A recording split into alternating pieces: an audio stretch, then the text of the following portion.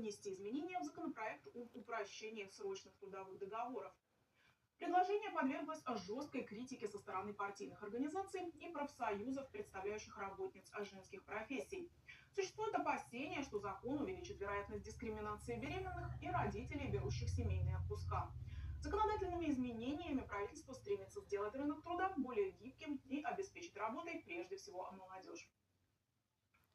Liittyen nyt naisjärjestöjen esille nostamiin huoliin, joihin suhtaudun äärimmäisen vakavasti, niin olen valmis vielä katsomaan läpi ja käymään keskustelua valiokunnan kanssa, jos esille nousee vielä kysymyksiä, mitä eduskunnassa halutaan täsmentää tai korjata. Minusta nämä kysymykset liittyvät nyt ennen kaikkea tähän ketjuttamisen entistä tiukempaan kontrolloimiseen ja niihin huoliin, mitä taas siihen liittyen on noussut esille.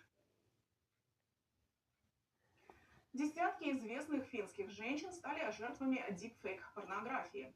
Журналистское расследование Юли обнаружило сайт, на котором распространяется порнографический контент, использующий поддельные фото. На сайте находится 1500 изображений, созданных с помощью искусственного интеллекта. Юлия идентифицировала на снимках 75 финских женщин, среди них политики, спортсменки и актрисы. Часть пострадавших рассматривает возможность подачи заявления в полицию. С начала следующего месяца все совершеннолетние жители Финляндии по умолчанию будут получать все уведомления от официальных ведомств в электронном виде. При этом бумажная корреспонденция сохранится для тех, кто не использует цифровые сервисы. Таким образом, 2 миллионам финнов следует подключить сервис suomi.fi, если они хотят получать электронные уведомления. И в заключение о погоде. Завтра потеплеет, во многих регионах будет солнечно. На юге ожидается облачность, температура от -3 до +8.